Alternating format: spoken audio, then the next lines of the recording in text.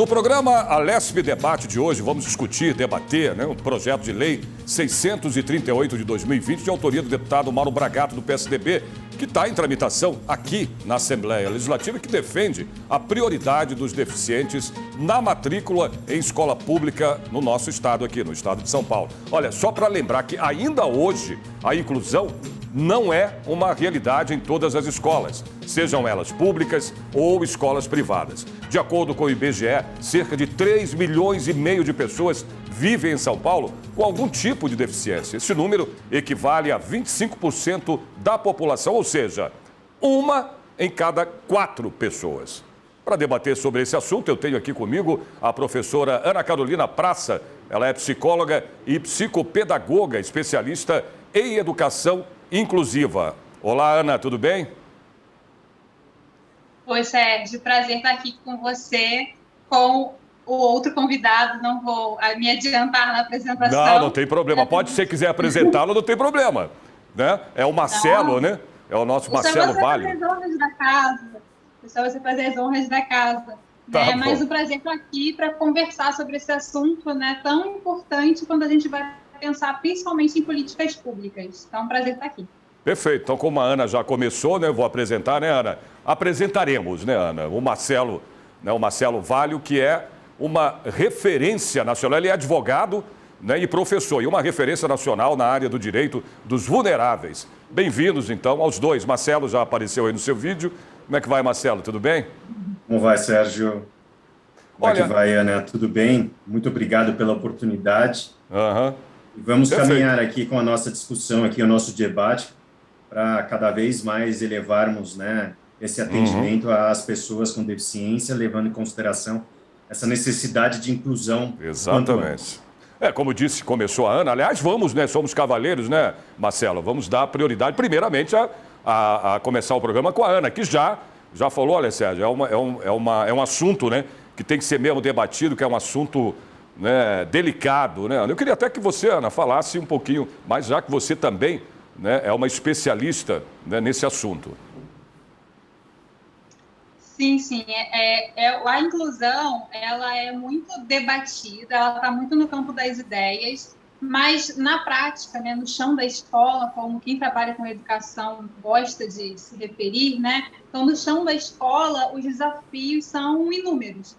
Então, é importante que existam esses lugares de discussão, de debate, de conversa, de políticas públicas, de se pensar as políticas para esse público, mas também é importante de amparar e ver no chão da escola como que tudo que é debatido tem acontecido de verdade ou não tem acontecido.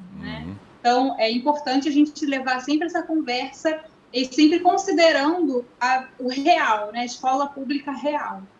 A gente estava falando, Marcelo? Eu fiz a abertura do programa falando aqui, inclusive, pelo menos 25%, da população aqui no estado de São Paulo. Se a gente for falar em termos de Brasil, bem mais, não tenha dúvidas, Marcelo? E eu queria que você falasse um pouquinho da importância do projeto de lei do deputado, do Mauro Bragato, que é exatamente sobre isso, sobre essa inclusão, esse projeto dele, o 638 de 2020. Está em tramitação, Marcelo, ainda aqui na casa, mas logo vai, com certeza, a votação e vai a plenário para ser votado, discutido e votado. Mas eu queria saber a tua opinião, qual a importância desse projeto, viu, Marcelo, do deputado aqui, do nosso Mauro Bragato.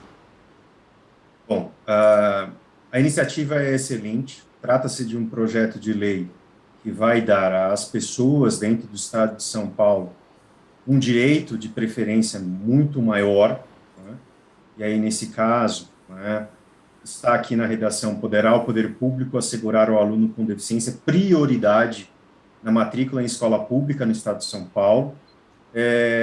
Trata-se de um projeto de lei que está tramitando, em concordância, com a legislação que nós temos em vigor também, até porque nós temos uma Convenção Internacional dos Direitos da Pessoa com Deficiência, e ela se transformou numa emenda constitucional em 2009, e nós temos uma outra legislação federal, que é a Lei Brasileira de Inclusão, que é a Lei 13.146 de 2015. Então, esse projeto de lei 638/2020, ele vem ampliar esse horizonte, ele vem acrescentar mais um direito a essas pessoas com deficiência.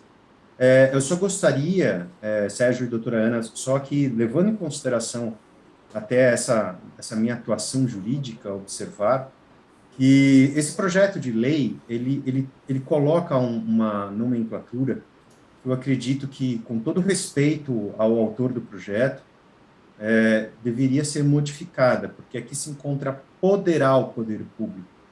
Poderá significa uma faculdade para o poder público, né? E aí, nesse caso, o termo que eu entendo que deveria ser o correto seria deverá o poder público, porque daí você tem a garantia do direito lá em legislação, né? E um outro aspecto que nós temos que levar em consideração até em razão dessa legislação que nós temos, e até um tratado muito importante, que é um tratado internacional, que é o Tratado Internacional de Salamanca, que fala a respeito da inclusão das pessoas com deficiência junto às entidades educacionais. Lá cada vez mais se busca o princípio da igualdade. E aqui nós estamos falando, no artigo 1º, que o poder público assegurar ao aluno com deficiência prioridade na matrícula em escola pública. Então, aqui eu entendo que nós devemos tratar igualmente, não só daqueles que se encontram na escola pública, mas também na escola privada, porque nós temos inúmeras situações de negativa da matrícula de uma pessoa com deficiência nas escolas particulares.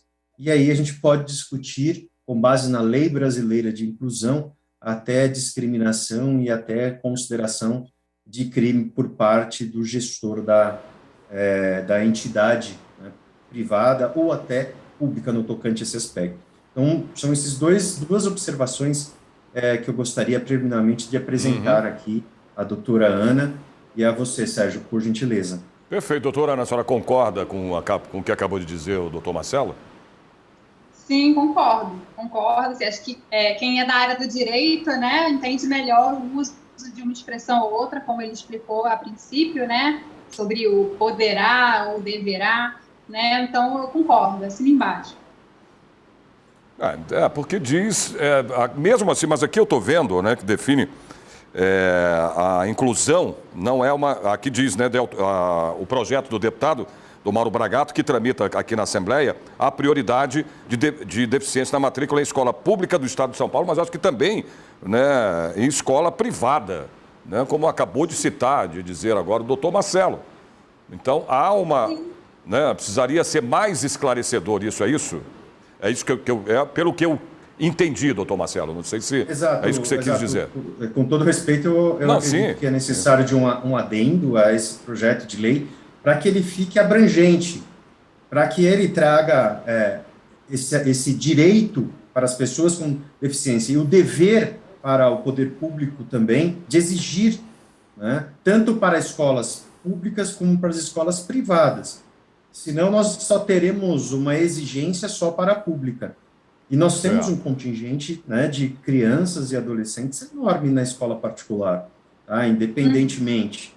E a legislação, ela pode cobrar essa obrigação da escola particular. Obviamente, já posso adiantar aqui, obviamente que nós teremos, com base na Constituição do Estado de São Paulo, algumas ações declaratórias, né, de inconstitucionalidade, eventualmente dessa lei que foi promulgada, que, se Deus quiser, será promulgada e será votada e aprovada, mas eu prefiro que ela já nasça de forma adequada, né, e que nós não tenhamos problemas, né, com discussão em âmbito judicial quanto à sua abrangência ou quanto à sua efetividade, que ela tem que ser ampla e restrita e tem que se levar em consideração o princípio da igualdade. E até porque, né, doutora Ana, você fala, escola privada, escola privada também tem, apesar, né, de você, aquele negócio, a escola privada você paga, você tem, né, claro que um acesso muito mais fácil, vamos dizer assim, entre aspas, não quero dizer, né, do que numa escola pública, né, de aceitação, que eu digo. Não sei se eu estiver errado, vocês me corrijam, né, mas eu falo assim, a questão da aceitação né, de pessoas com deficiência ou deficientes nas escolas, né? Eu acho que a dificuldade que se encontra, na minha visão, seria numa escola pública, até por várias situações, né? Não sei se a senhora concorda comigo, doutora. Eu diria que a inclusão acontecer na escola pública é mais difícil do que acontecer na escola privada, apesar de serem bem semelhantes em termos de recursos, né, materiais e recursos humanos. Mas acredito, pela minha experiência, que o ingresso, né, a matrícula na escola particular acaba sendo mais difícil do que na escola pública. Apesar, né, das leis já falarem sobre a obrigatoriedade de matrícula, o que as famílias conhecem bem esse direito, né, então muitas recorrem ao Ministério Público, enfim, quando tem a matrícula recusada, mas o ingresso acaba tendo mais obstáculos na escola particular. E aí vai de encontro a esse projeto de lei, que se for ampliado também para a rede privada, pode auxiliar, né, mesmo essas crianças, porque muitas escolas privadas alegam, de fato, a falta de vagas, né, e que a gente não tem muito como saber se é real ou se é só uma recusa de matrícula, porque as turmas têm um limite, né, de alunos, né, permitidos por lei, inclusive. Então, muitas vezes, as salas, as turmas podem, de fato, já estar com o seu limite ali alcançado, às vezes até excedido, e aquele aluno de inclusão realmente ter dificuldade de ingressar por uma falta real de vagas.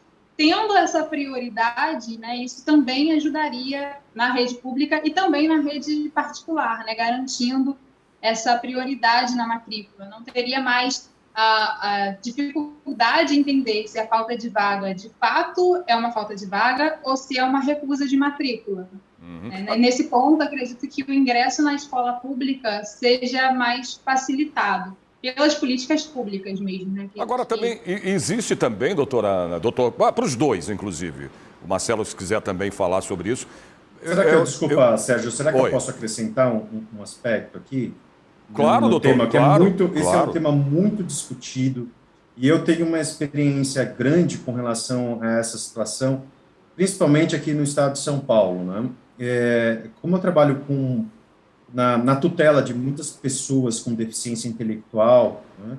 Pessoas com autismo, principalmente, o que eu vejo é que o acesso, exatamente como a doutora Ana falou, o acesso à entidade pública ele é mais facilitado.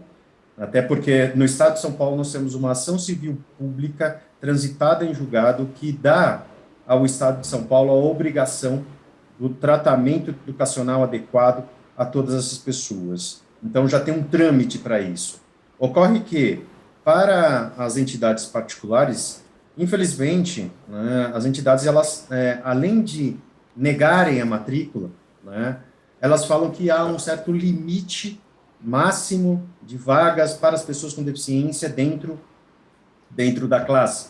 Só que esse limite é inconstitucional, se falando, tá? Independentemente de nós termos aqui uma legislação estadual, que é a 15.830 de 2015. Essa legislação, a meu ver, ela é inconstitucional, efetivamente. E o que acontece é que as entidades particulares, elas ou negam de plano, né, ou negam posteriormente, falam para a mãe, olha, essa matrícula será ratificada posteriormente.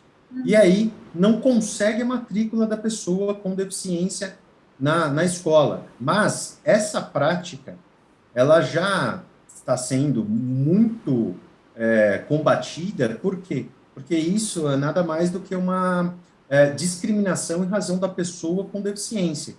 Isso tem um artigo expresso na Lei Brasileira de Inclusão, que é o artigo 88, tá? Que se transforma em um crime.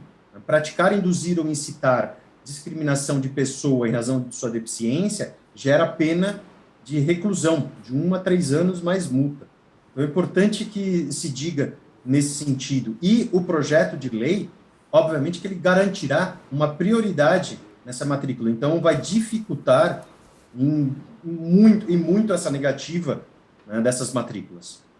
A gente fala, eu digo isso, eu queria chegar antes até da Ana falar, da doutora Ana falar, e se existe também... Porque, cara, é difícil, né, gente? Você ter que criar leis para obrigar, né, a inclusão de pessoas com deficiências em escolas.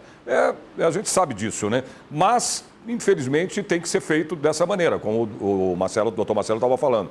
Né, a questão de discriminação mesmo. Né? Agora, também tem um outro lado, vocês que vão responder isso, doutores, em relação à estrutura, eu falo a relação estrutural, a questão de condições, né, para poder, né, o aluno também ingressar na escola, também bate nisso, esbarra nisso também, nessa situação, né, de condições de estruturais, né, condição de estrutura, né, de se fazer, né, um ambiente propício para as pessoas que têm deficiência. Esbarra nisso também? Sim, inclusive quando eu estava comentando, né, sobre a inclusão, existirem muitas leis, muitos debates, né, sobre isso, sobre as políticas, sobre o que a lei garante, e precisaria ver o chão da escola, né, o que está acontecendo, era um pouco sobre isso, Sérgio. Porque muitas coisas são garantidas na letra da lei, né? Mas quando a gente vai para o chão da escola, a gente encontra uma realidade que parece muitas vezes paralela. Se a gente for olhar a escola pública, e eu sou psicóloga de escola pública, então conheço bem essa realidade, né? A gente vê, por exemplo, as escolas que têm sala de recursos, que é um direito, né, garantido, mas não funciona a sala de recursos. Ou então, as crianças com deficiência têm direito a um profissional para fazer mediação, né? Só que, então, o direito está lá garantido. Mas muitos lugares, muitas prefeituras, né, muitos governos, né, não têm como contratar esse profissional, né? Questão de verbo. Ou então, contrata, mas sem levar em consideração a formação que aquele profissional tem para exercer esse cargo, essa função, né, esse papel junto à criança. Então, a gente vê que tem muitas coisas que são garantidas, né, em termos de lei, para ter meio que esse papel, né, de obrigar a cumprir aquilo, mas na prática é bem distante, assim, né, do que está de fato acontecendo nas escolas, pelas dificuldades mesmo de acesso aos recursos financeiros, aos recursos humanos, aos recursos materiais. Então, isso acaba impedindo a inclusão de acontecer, ou de tentar acontecer em muitos casos. Não, sem dúvida. Existem escolas periféricas, né? Não só as escolas públicas, mas as escolas que são públicas e periféricas, que, então, o acesso a isso acaba muito distante, né? Até mesmo em infraestrutura, de ser uma escadaria e não uma rampa, a porta não ter a largura, né, que deveria ter para passar uma pessoa com cadeira de rodas, banheiros, né, que às vezes não tem a adaptação necessária. Então, são esses detalhes, mas que para a gente é detalhe, né, mas para esses alunos é tudo que eles precisam. Acaba que a inclusão, mesmo tendo a força da lei por trás, acaba não acontecendo como deveria. Não, Marcelo, até que é importantíssimo, não tenha dúvida, né? Esse projeto de lei do deputado Mauro Bragato é muito importante, que é a garantia da matrícula, né, do deficiente. Sim. Mas e o outro lado, como a doutora está falando agora, né, ô Marcelo? Quer dizer, a questão estrutural, né, tudo isso, né? Então, essa é uma situação que também está revestida pela lei. Na Lei Brasileira de Inclusão, nós temos um capítulo específico sobre direito à educação, a partir do artigo 27, que fala explicitamente que é direito da pessoa com deficiência um sistema educacional inclusivo em todos os níveis. Então, a responsabilidade, ela está prevista em lei. Cabe às entidades educacionais em todos os níveis fazer com que não haja barreira para essas pessoas, fazendo com que haja a possibilidade das pessoas com deficiência desenvolver as suas habilidades intelectuais e sociais junto a essa entidade. E é importante dizer aqui, essa inclusão é na escola regular e é na classe regular, para que a gente possa ter uma inclusão social e escolar efetiva. Não pode haver um isolamento dessas pessoas em classes, tá, à parte. Senão nós não temos a real inclusão. Nós temos aí, nesse caso, uma exclusão.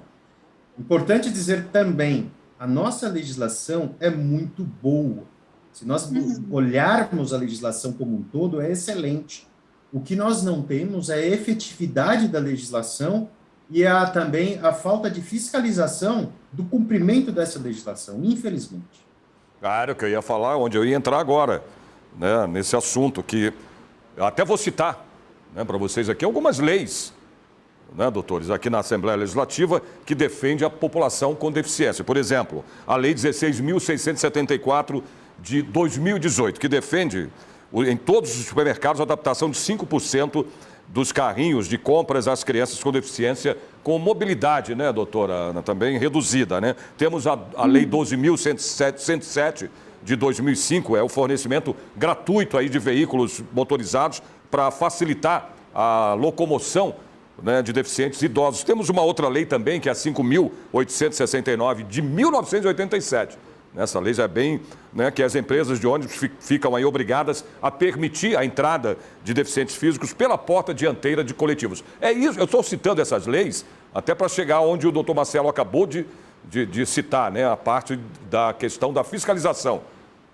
Não é, Ana? Também tem isso. Isso. Como é que fica? Será que realmente... Exato, Ana. É cumprido isso? A fiscalização, né, ela é feita para que essas leis sejam cumpridas? Né, Ana? Sim, acredito que falta fiscalização mesmo, porque em muitos casos, né, é apenas um reajuste ali que precisa ser feito para que a lei seja cumprida, mas também defendendo quem está no chão da escola, né, também falta muito além disso, né, como eu disse, falta formação adequada para esses profissionais, falta recursos financeiros em alguns casos, né, para obras de infraestrutura, por exemplo, né, dentro de uma unidade escolar. Então, tem algumas faltas. Concordo que as leis que existem já, né, são ótimas, assim, mas a queixa muito dos professores é assim, poxa, quem fez essa lei parece que não conhece a escola, né, que não visita uma escola, porque é muito difícil de adequar mesmo, né, de pegar o que está lá bonito na lei, que realmente é o que as crianças precisam, é o que a maioria, não todos, né, mas a maioria dos profissionais de educação concorda, mas faltam detalhes de aplicabilidade, que às vezes tem também a questão da barreira atitudinal, né, dos profissionais envolvidos, por falta de conhecimento, por falta de formação e informação adequada. Muitos não acreditam na educação inclusiva, então isso por si só também já é uma barreira, mas também existe a parcela da barreira física, digamos assim, né, da contratação de pessoas, do investimento em formação profissional para quem já está lá contratado e exercendo a função, né, investimentos de infraestrutura.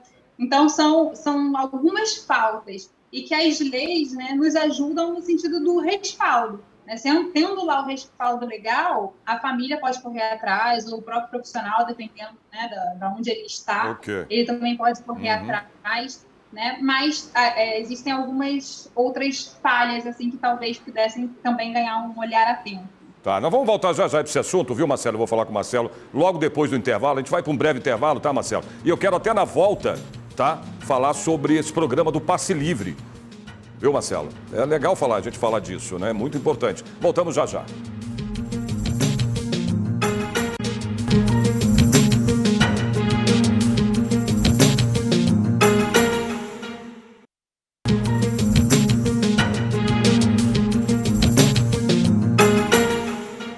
Olá, estamos de volta com o programa Alesp Debate. Eu quero falar agora um pouquinho com o Marcelo, que eu quero falar sobre as pessoas com deficiência, né, e de baixa renda também têm direito aí ao Passe Livre, que é um programa, né, um Passe Livre do governo em viagens interestaduais. Marcelo, eu queria que você comentasse, né, um pouquinho sobre também essa questão de fiscalização, né, em cima desse programa do Passe Livre. Como é que ela é feita, né, se há fiscalização também, enfim.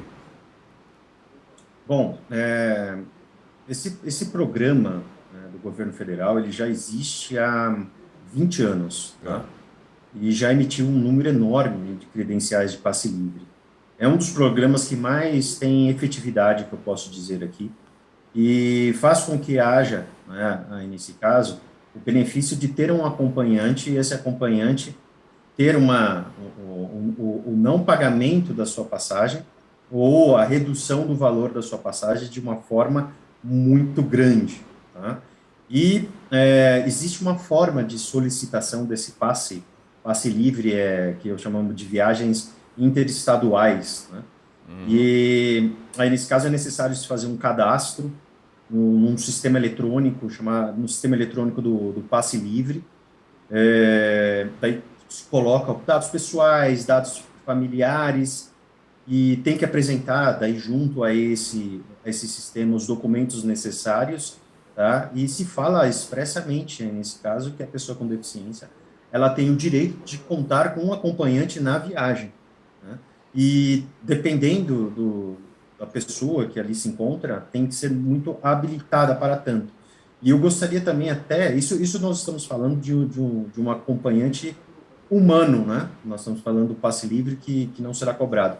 Mas também há a possibilidade, né, do acompanhante do PET, tá? Em algumas situações, o PET também, ele é vital para a pessoa com deficiência. E muitas das vezes, aí é a grande problemática, muitas das vezes os ônibus e também, né, as companhias aéreas não aceitam. E aí nós temos que judicializar essa situação. Não, mas não aceitam por quê? Você acabou de comparar. Você fez, né, doutora Ana? Ele falou, olha, não deixa de ser, né, um acompanhante. E porque são treinados, não é, doutor? Mas infelizmente as pessoas ainda, né, na gestão de algumas empresas, eu não posso generalizar, obviamente, algumas empresas não têm essa visão de que ali o PET é um trabalhador, que ali ele é um acompanhante para afastar uma barreira à pessoa com deficiência. Essa pessoa com deficiência, ela pode ser até uma pessoa que seja incapaz. Então, veja a importância do acompanhante numa situação de passe livre e também do acompanhante PET nessa necessidade, tá? Quer falar alguma coisa comentar sobre esse assunto do que o doutor está falando agora, lembrar principalmente da função, nesse caso, do cão-guia, né, que muitos lugares não aceitam para a pessoa que tem né, deficiência visual. O cão-guia é um bom exemplo, né, de um pet que trabalha e que tem regras, né, não é simplesmente um animal doméstico como nós Exatamente. temos. Agora, doutora, qual é a maior dificuldade, vamos dizer assim, né, dessas pessoas que têm alguma limitação? Qual é a maior dificuldade? Olha, eu até tinha feito uma anotação sobre isso, pensando assim, será que essas pessoas têm limitações ou será que nós que temos as limitações, né? Nós que limitamos elas, né? Nós, assim, os outros cidadãos, né? Nós, sociedade, nós, cidade, né? Em termos de infraestrutura. Acho que os maiores desafios que elas enfrentam, nós que acabamos colocando para elas. Quando existem até algumas iniciativas que são para ser em benefício delas, né? Como a questão do passe livre, isso é ótimo, porque beneficia que aquela pessoa circule, que ela tenha acesso a espaços que ela tem direito de usufruir, né? Então, isso é feito para o benefício da pessoa. Porém, tem aí as ressalvas que o doutor Marcelo trouxe, né? Em relação aos PETs, por exemplo, né? Então, acho que as grandes dificuldades, as grandes limitações que essas pessoas têm são em vários campos. Eu gosto sempre de separar em dois, que são as barreiras atitudinais e as barreiras físicas. As barreiras físicas são as mais fáceis da gente enxergar. É quando não tem uma rampa no lugar de uma escada, é quando não tem um piso tátil, ou tem um piso tátil, mas no meio do caminho tem um poste. Né? Ou então uma rampa que colocaram porque tem que ter rampa, mas com um ângulo errado, né? Ou com material errado, então pode ser mais deslizante e perigoso, né? Para quem passa ali de cadeira de rodas. Então, assim, eu acho que essas são as barreiras físicas. Pensando em termos de escola, além dessas que eu falei, né? Que podem ser encontradas em outros lugares também, da cidade, do estado, na escola, as barreiras, além dessas, tem as questões do material mesmo didático, né, de estar acessível a todos os alunos. Então, até em termos, por exemplo, de um aluno cego conseguir ter acesso a esse material em braille, um aluno com deficiência auditiva, né, surdo, ter acesso a um intérprete de Libras. Então, existem essas barreiras que são físicas. E as barreiras atitudinais que são as mais difíceis da gente ver, porque é algo já enraizado, cultural. A gente achar que está sendo, que não tem nenhum problema com isso, né? Mas a gente não acreditar, por exemplo, que aquela criança é capaz de aprender. Se a gente não acredita que aquele aluno com deficiência, com autismo, por exemplo, não é capaz de aprender, pode ter material adaptado, profissional capacitado, pode ter tudo. Se a gente não acredita, ele não vai aprender. Porque a gente não vai investir nele, a gente não vai investir nosso tempo, a gente não vai investir a nossa energia, o nosso material que vai estar lá, lindo, adaptado, a gente não vai investir naquele aluno, porque vem sempre a crença de que por que eu vou, né, ficar ali com aquele aluno? Ele não vai aprender mesmo. Por que eu vou adaptar essa aula de hoje de uma forma que aquele aluno pudesse entender? Ele não vai entender mesmo. Então, e isso vem da falta de informação e formação, né? Porque as pessoas não veem a aplicabilidade do que elas estudam, do que elas conhecem, do que elas pesquisam no dia a dia delas real, né? E aí isso torna distante, como se a inclusão existisse no papel, né? Seja na lei, ou seja em outros cursos, outras formações, como se a inclusão fosse muito bonita no papel. Então, e aí as pessoas, por não conseguirem ver a aplicabilidade daquilo que elas leem no seu dia a dia, elas acham que é impossível e aí cria-se a barreira atitudinal também. Marcelo, tudo que ela falou, que a doutora Ana acabou de falar, na sua opinião, o que precisa mais? Qual a necessidade mais políticas públicas para essa questão da inclusão e acessibilidade, Marcelo? Sérgio, eu concordo totalmente com a doutora Ana, né? E eu observo também alguns aspectos, né, que, infelizmente, a nossa sociedade ela não é tão informada como deveria das nossas legislações de tutela das pessoas com deficiência. E aí eu incluo tanto as próprias pessoas com deficiência como aqueles que trabalham, né, em prol da educação. Muitos não têm esse conhecimento. Então, a divulgação dos direitos é indispensável, né? Como eu sempre sustentei, já há 20 anos dando aula, sempre sustentei que é indispensável também que todas as pessoas, né, tenham dentro das suas escolas noções básicas de direito para que possam entender onde nós estamos, quem nos governam, quais são os nossos mínimos de direitos e assim por diante. No tocante à questão que a doutora Ana levantou, de material adaptado, de afastamento de barreiras, isso é indispensável, sendo que aqui, né, o que nós podemos dizer é que nada mais é do que uma adaptabilidade para a pessoa com deficiência exercer o seu direito à educação, essa adaptação de material. E aí, a adaptação e o afastamento das barreiras não pode, se estivermos falando de uma escola privada, não pode ser cobrada a mais. Tá? O valor da mensalidade não pode ter acréscimo, porque a legislação tem essa diretriz e aí o colégio ele tem que seguir essa regra geral. E concordo plenamente num aspecto aqui que a doutora falou. Eu, como docente, né, eu vejo o sofrimento dos professores. Os professores, né, tanto na rede privada como principalmente na rede pública, precisam ser capacitados, porque falta capacitação, faltam cursos específicos para isso. Tem ciências que são muito novas no Brasil, que já são já estudadas fora do país e que estão adentrando no Brasil agora.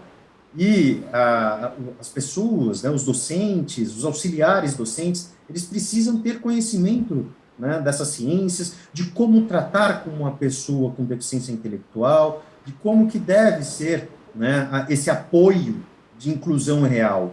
Então, falta ainda muito investimento no preparo dessas pessoas, porque eu sinto isso como professor em sala de aula, eu brigo demais nos locais onde eu dou aula para dar suporte para essas pessoas, porque não é simples.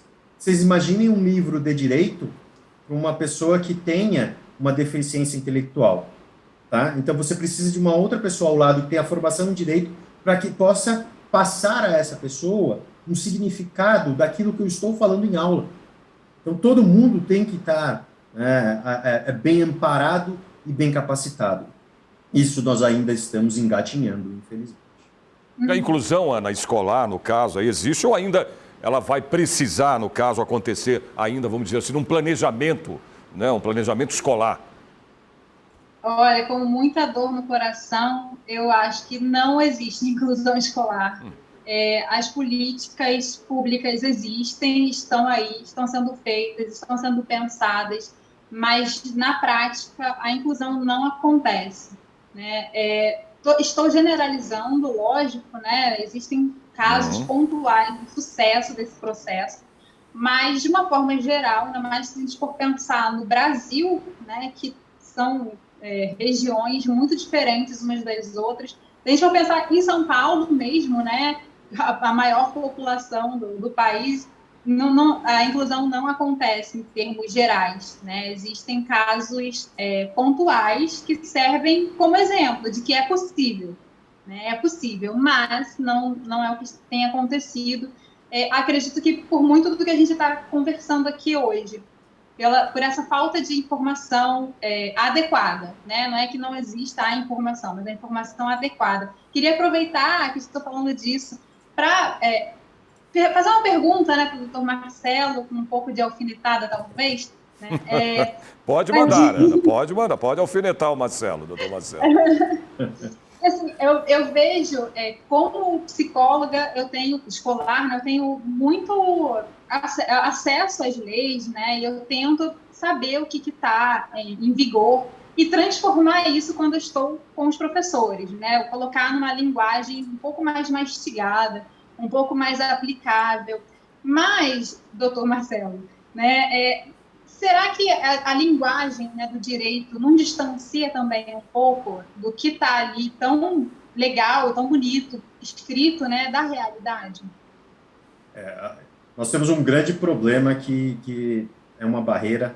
É o que eu falo para os meus alunos, e eu ouço isso, né, da minha geração passada. O meu pai era advogado, então eu ouço isso já há muitos anos, que é a situação da juridiquês. A juridiquês atrapalha o direito, né? Então, quanto mais assim, transparente naquilo que é falado, mais fácil será a comunicação junto àqueles que ali necessitam do direito. Existe hoje, né, uma tendência de afastar essa linguagem jurídica de legislações como um todo, principalmente também ao se dar aula, e também quando você está, né, conversando, como nós estamos aqui conversando, eu tento, de alguma forma, passar o mínimo, né, de palavras jurídicas para que a gente tenha um entendimento adequado. Mas isso é uma tendência que está vindo de 15 anos para cá, porque há 20 anos ainda, as pessoas que são formadas há 20 anos, 30 anos, ainda têm, elas foram ensinadas, elas tinham latim, né, na faculdade. Eu não tive latim na faculdade, mas eu tive que estudar nomenclaturas em latim, muitas e muitas, e decorá-las, mas que hoje eu uso uma ou outra para evitar, muitas das vezes, né, a restrição do direito. Quanto mais fácil você se comunicar, mais fácil você terá o seu direito. Então essa é uma tendência do direito, né? E as nossas legislações para as pessoas com deficiência, elas graças a Deus, elas têm uma linguagem, né? Essa é a forma adequada a apresentar, boa, de entendimento. Só que muita gente se confunde ainda, porque a legislação é muito espaçada. Então, quanto mais cursos forem dados para as pessoas da educação, dando a elas mecanismos do que a legislação faz, né, dá como suporte, muito melhor, porque daí nós vamos cuidar dos nossos alunos com uma inclusão mais efetiva e aquela que nós almejamos. Ana, você quer complementar alguma coisa do que ele te respondeu aqui agora? Não, acredito que esse seja um bom caminho, né? Que eu vejo muito a falta de entendimento do que está ali. Quando a gente fala, um exemplo bem prático, né? Quando eu ingressei nessa área de psicologia escolar, eu via muitas aprovações de alunos com deficiência baseado no artigo 58 e 59 da LDB. E, para mim, aquilo não dizia nada. E aí, um dia, fui estudar melhor, né, a LDB, mais a fundo, e eu falei, gente, mas ali o professor, né, a escola, está alegando que fez todas as adaptações, mexeu em currículo, mexeu em material. Será que eles realmente fizeram aquilo? Então, era meio que um respaldo que eles não entendiam o respaldo que eles estavam usando, né? Eles só usavam porque era orientado a colocar aquilo no relatório do aluno. Então, hoje em dia, eu consigo conversar com eles por eu ter algum entendimento, não, né, sem comparar aqui o meu entendimento sobre o direito, mas eu tenho algum entendimento dessas políticas voltadas para a inclusão escolar, sobretudo, eu consigo tentar em alguns pontos, alguns artigos, assim, né, dar uma luz. E aí eu vejo que muito dessa complicação que fica no dia a dia dos professores é da falta de entendimento mesmo do que está escrito. A questão dos... Voltar àquele assunto no começo, a gente estava falando das escolas, dos professores, né? Da formação, enfim, né? Elas estão, por exemplo, as escolas, elas estão preparadas, doutora Ana, para receber esses alunos com limitações? Os professores estão preparados para isso? Isso é muito importante a gente ter essa noção também, né? Cada vez mais. A maioria dos professores não está preparado para isso, né? A maioria não está. Existem leis, e aí também acabando por voltar um pouco no que a gente estava falando anteriormente, né? Que existem leis que falam de inclusão, que falam, por exemplo, do direito à formação continuada dos professores, né? Em serviço. E essa parte da lei acaba que os próprios professores não conhecem, né? Então passa batido, mas eles teriam direito, né, a uma formação continuada em serviço, no caso do ensino público, né, promovida pelo ente que está ali, né, seja o Estado, o município, enfim, o ente responsável, para promover essas formações em serviço. Porque a graduação mesmo em pedagogia ou a formação de professores, né, a nível médio, pós-médio, ela cita, né, é uma disciplina ali que é apresentada, porém, no dia a dia, não é o suficiente. E essas formações em serviço seriam interessantes exatamente por serem em serviço. Então, a ideia é que elas sejam mais aplicáveis mesmo ao dia a dia, porque na época da graduação, aquele, então, estudante ainda está longe da prática, ele não sabe quais são as questões que vão ser postas para ele no dia de trabalho, para ele levantar uma dúvida, por exemplo, né? Então, a graduação, as formações acabam sendo muito no campo teórico, o que dá uma base, né? Mas no dia a dia essa base acaba não sendo o suficiente. Doutor Marcelo, o que o Poder Legislativo pode contribuir, né, para ajudar essa população, doutor Marcelo? Olha, o Poder Legislativo ele tem contribuído muito, já adianto, mas tem que buscar, junto a dois instrumentos importantíssimos, que é o Tratado Internacional de Direitos das Pessoas com Deficiência, que é uma emenda constitucional hoje, que lá se encontram princípios mínimos para a inclusão das pessoas com deficiência. E também na Lei Brasileira de Inclusão, que lá também tem outros princípios. O que eu quero dizer com isso? Que essas leis, elas são genéricas. Então, tanto o Estado como o município, aí nesse caso, ele pode afunilar, né, esses direitos e verificar a realidade do local e criar legislações necessárias para aquele local, levando em consideração esses dois instrumentos que eu levantei. Tá? Então, fazendo um funil. Lá se fala de adaptabilidade vou dar um exemplo. Os materiais devem ser adaptados. Então, quais materiais devem ser adaptados? Obviamente são todos que a legislação fala, mas tem locais que são indispensáveis e são mais assim, importantes XYZ. Então, se faça, aí, nesse caso, uma busca ou um estudo prévio para criar uma legislação específica para isso. Então, tomar como base e inspiração esses dois instrumentos para legislações mais específicas. Tá? Doutora Ana, qual a maior dificuldade que a senhora encontra em relação, né, na escola, em relação à infraestrutura? Tudo. Então, muita coisa. Tudo, né? Tudo é exagero. Mas que as adaptações de infraestrutura sejam gerais, né, e não em polos, né, primeiro, porque qualquer criança de qualquer localidade, se ela tenha acesso àquela escola, não precise se locomover, às vezes, né, para um bairro distante, para enfrentar mais esse desafio de deslocamento. Então, né, que as adaptações de infraestrutura fossem gerais para todas as localidades, e também que fossem, acho que o grande desafio é que fossem obedecidas as normas técnicas, né, da ABNT.